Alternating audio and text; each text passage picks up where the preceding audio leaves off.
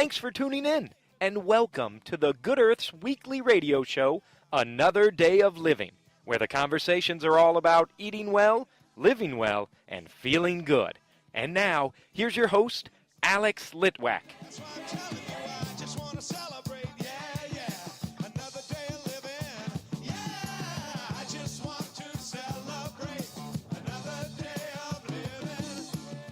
I am back with astrologer Phyllis Salina in her fabulous yard, and we are going to do part 2 of our conversation about astrology. Hello, Phyllis. Hello there. In part 1, we talked about some generalities about astrology, about the fact that the sun and the moon and the stars and the asteroids all are impacting the energy of our life.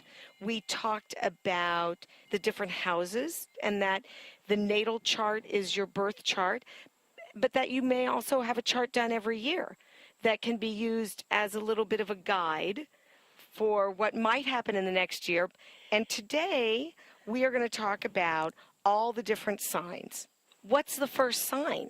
I think it's Aquarius, but am I wrong? You're wrong. Dang. Dang. Oh, well, all right. So what is the first sign? So there's what astrologers call the natural chart. So, and they have like like the houses were numbered 1 through 12, so are the signs. So the first sign is Aries. And Aries is about me, mine, what do I think, how do I feel. Aries are thinking about themselves. They're thinking about what they want to do. Well, that makes them sound selfish, which they're not. It's that they are self-driven. You know, I spent a lot of time in therapy and doing counseling and stuff like that. And one of the things I find frequently is that people need to be able to figure out, what do I want, how do I feel, and what do I do? I mean, that's a lot of what people go into therapy for. So you could think of Aries as being someone who doesn't have to have that particular issue in therapy because they know generally what they want, how they feel, and all the rest. So it's more, and in everybody's chart, Aries is somewhere. See, because even if, like I told you, Alex, you have a house that doesn't have any planets, on the cusp of that house, there's Taurus. So it's like Aries is going to be on the cusp of some house because it's always cusped that way. So it will have an influence. Plus, you could be a completely different sign and you're going to have Aries. You could have it in a different planet. Then Taurus is that strong, sturdy, salt of the earth. They're usually large-boned. They're usually physical people, really into gardening almost always. But you have to remember, as I describe these, if your sun sign is one of these and it doesn't sound like you, it's because you have all the rest of the planets in your chart. I'll use my daughter as an example. She's a Virgo sun, and she could read that, and she's got some of those qualities, but she has 3 planets in Leos. And if you met her, you would think she was a Leo. So that is what I mean. And where do the animal symbols come from? Like Taurus being a bull and Leo being a lion. Well, they're not really animals because like Aquarius is the water bearer. Right. Those come from the mythology that the original astrology, came from, Neptune. So each of those has a mythological foundation. Some people, I have to say, they'll say Taurus is stubborn, but you have to think of it energetically as it's the earth. It's right here. It's the material plane. The third sign is Gemini, and Gemini is fluid. It's mutable. It's changeable. It really, really, really likes to touch everything with its mind. It has a very inquiring mental energy and communicative. Then the fourth sign is Cancer. Cancer, as most people who've been around, that energy is about home, hearth. Some people say it's the heart, that's where the heart of humanity is in the Cancer, because they're tender-hearted. They can be very emotional, and they can like drama a lot because it engages their heart. So that's where they get their bad reputation sometimes. Okay, so then the fifth sign, Leo. And Leo is that out there, doesn't mind being seen by everybody, and is entertainer almost. It's really someone who captures a room, or an energy that captures a room, shall we say, if we're not talking about just a sun sign or something. It's flamboyant, it's fire, it's passionate. There's a lot about a Leo. There is a myth that there's only one Leo allowed in each room. Oh, really? Because they take over? Well, yeah, because they really, they're ruled by the sun. And so they think they're the center of the universe. And I'm not saying that Leos are all selfish. I'm just saying it's a vibration and an energy of, taking over a room or what have you. Let's talk about the elements, because you just said Leo has got a lot of fire. Mm-hmm. Mm-hmm. So how does that show up in a chart?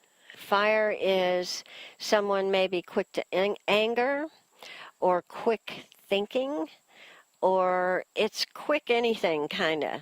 Fire is just, that energy of being very quick. And then there's water, which you could say is less quick. Water kind of needs to absorb into things before it gets things. Earth, you think of Taurus, but there's other earth signs. The earth is that earth element, stable, grounds people. We have to have the earth element in our charts, or we'd be airy fairies. And I'm sure you've met some airy fairies. Yes, absolutely. Who have no earth in their chart. Just completely ungrounded. Yeah. Okay. Uh-huh. And then there's, what did I leave out? Air. And that's mental. Thinking, the airwaves, I think of it also as being telepathic, kind of, as that. And it's quick as well. Put air and fire together and you get a lot going on. Sounds like fun to me. Sounds like fun to you. All right, so the next sign. Virgo. Virgo is very intent on things being a certain way. They have a reputation for being perfectionistic. But again, we have to have this energy. They're the ones who taught us how to make lists. And if you are an airy fairy by any chance, you need a Virgo helping you so you can keep track of the checkbook or the bills or what have you, because Virgo is very meticulous and perfectionistic. And one of their lessons really is to learn that things can be perfect, but people can't. And they always say about Virgos, it's serve or suffer. So it's a service sign. They do take care of people. They make the whole vibration is the vibration of nurses, keeping track of things and serving. That's a very Virgo kind of energy. Okay, then Libra. Libra, you could say, is the peacemaker. They are air, so they're very verbal, but they also have a hard time making decisions because they're all about balance. It's like it's gotten to the point in the sphere of astrology where we had Aries, which is about me, and Libra is its polarity opposite, which is about love and weighing things and really seeing everybody's side of things. They're like real peacemaker, can be peacemakers. So if you think of Aries Libra as a continuum, okay, so that's me and them, okay? Very cool. Yeah, so then the next one, the eighth sign is Scorpio, which is that it's water, very emotional, ruled by Pluto, very transformational, very, I don't want to talk about surface things. I want to get way down deep into the guts of things, you know. Get to the nitty gritty. The nitty gritty. It's like, don't bother me with that other stuff. And the other thing about Scorpio is that they're very psychic. But they do have an element in them that can be very self-destructive or other people destructive. Like they might have a quick temper that says something that shouldn't have been said or something like that. And the story I use about that is a scorpion. That a scorpion could sting itself one time. Well, if a Taurus got stung one time, it would look, it would examine, it would see what it was. It would be very slow and pedantic to respond. If a Scorpio stung itself, the scorpion stings itself, then it doesn't wait to see what it was. It just starts stinging. And so a lot of Scorpios have a bad reputation for just flying off sometimes and, you know, saying things they shouldn't. However, sometimes things need to be said, you know, so, so the polarity again is Taurus, Scorpio. So you've got the more slow responder, shall we say, and that continuum of energy goes all the way to Scorpio, which can respond in a heartbeat if there's any injustice or bad thing or... It feels as though the astrological signs that one has, that other end of the continuum is there because otherwise you would be completely extreme. Right. Right. You must have that other side. Well, and that's why I was saying we have Aries somewhere, is that there's always, even if you don't have any planets in, let's say, Taurus or Scorpio, there's going to be somewhere in your chart where on a cusp of some house is Scorpio, and opposing it is the cusp of another house, which is Taurus. All right, so after Scorpio is Sagittarius. Sagittarius is an educator, a philosopher. It's about expanding one's horizons, education, foreign travel. I have Jupiter in Sagittarius, and I grew up all over the world. So mine came in my birth chart, you know, but other people's can come at different times. So Sagittarius... I have an astrologer friend who's a Sagittarius, and she describes it as saying, the truth is, we know everything. And if people would listen to us, everything would be fine. Well, I'm not a Sagittarius, and I seem to have that attitude you as well. You feel that way, yes, too. Yes. I know, unfortunately, every human does. Okay, after Sagittarius is Capricorn, and Capricorn is ruled by Saturn, and Saturn brings this structure. Capricorn wants structure. One of the things they say about Capricorn is they would rather be famous among 100 people that's very exclusive than 1,000,000 people all over the planet. Interesting. Isn't it? So it's like the whole Capricorn vibe is about success, ambition. A lot of people align it with the father. It wants order, it wants structure. Capricorn, okay, Aquarius. Aquarius is the foreseer of the future. That's why they were talking about the dawning of the age of Aquarius, is that it's the foreseer The Aquarius vibe is seeing the future, and the vibration is very mechanical and very inventive. So there's a lot of creativity in the Aquarius vibe. And Aquarius is opposite. I didn't tell you Capricorn's opposite. I'll go back. But Aquarius's opposite is Leo. And so Leo's out having fun, being the center of everything and all of that. And then Aquarius, the opposite of that, is saying, well, but then we have to go do this. It's sort of like the future. But it's also quirky, and it's rebellious, and it doesn't fit in a lot of places. And it's very quick to shut fun down, I want to say. Oh, well, I don't like that. No, because they're thinking about sort of like a bigger picture. If you think of the continuum, Aquarius to Leo, Leo's like, woohoo, woohoo, let's have fun, yeah. And Aquarius is about, but we have to think about the state of the world.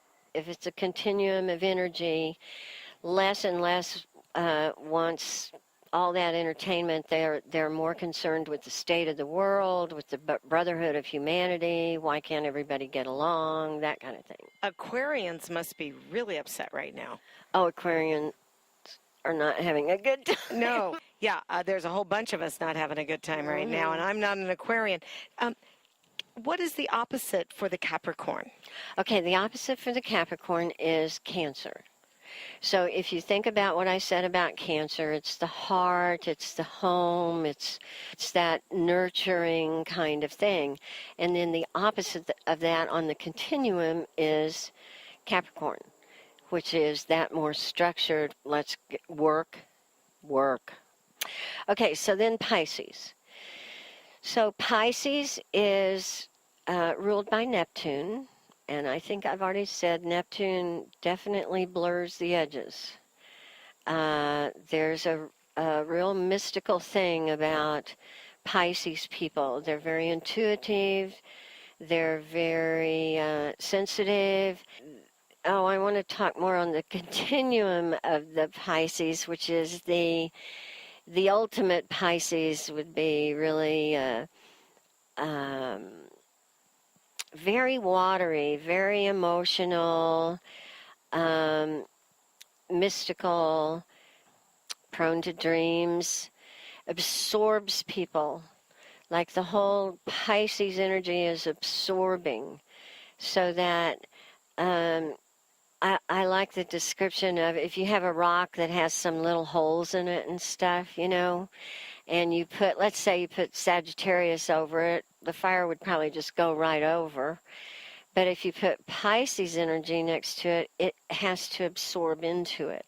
The water has to go in, which makes them very deep feelers, just like Cancer, really. I think it'd be hard to be a Pisces. Of course, I'm an air sign in my head. So Pisces energy is opposite Virgo. So you've got Virgo who wants to make lists and nail things down, and Pisces who's flying through the air. So you pray that you've got a balance of both of those in your chart so that you can be a mystical person. And there are people like that who, are very mystical people that write wonderful books. We're a combination of all these things. What I'd really like to talk about now, we've been through the houses, we've been through the signs, but you also have your universe that you're walking around in. You are more than a sun. Whatever your sun sign is, that is not you. It may be a part of you, and you may have other planets in those signs, which makes it seem a bigger part of you. But you have a moon, you have a Mercury, you have a Venus. Each of these planets is in a sign. You have Mars, Jupiter, Saturn, Uranus, Neptune, Pluto. You've got the moon, the sun and the moon. And you also have what we call the rising sign, which is on the cusp of the first house. And when you say cusp, that has to do with the dates? No, the cusps have to do with if you look at the sphere as a whole, it's divided into 12 pieces of pie. Okay. And like on those charts we print out on a flat piece of paper, those edges of that piece of pie are in a sign. There's so much to pay attention to, Phyllis. There is so much. That's why when you read sun sign astrology, it's crazy because it can be anything. You know, everybody knows their sun sign because that is based on the date. And you find out your rising sign, which is the introduction to your universe, the first thing everybody meets. Yours is Sagittarius. That's determined by the time you were born. And then the place places it on the sphere according to geography. One of the first things you said in the first interview that we did was that you see astrology as a language. Mm-hmm. It's a very complicated language.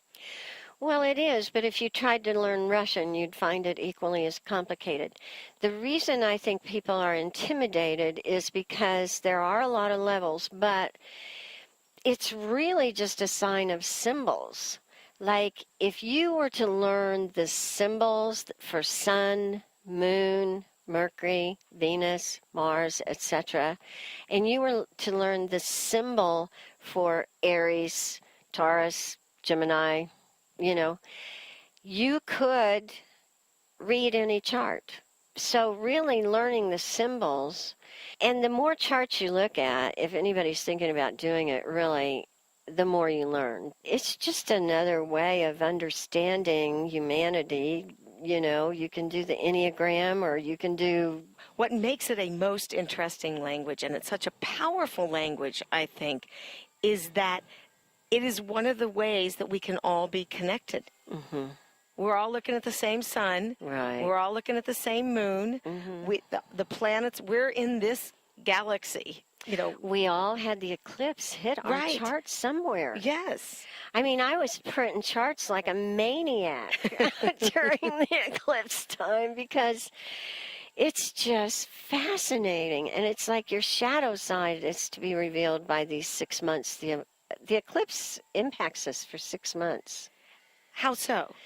Well, it's just one of those things that people who study eclipses, I have a friend who does that a lot,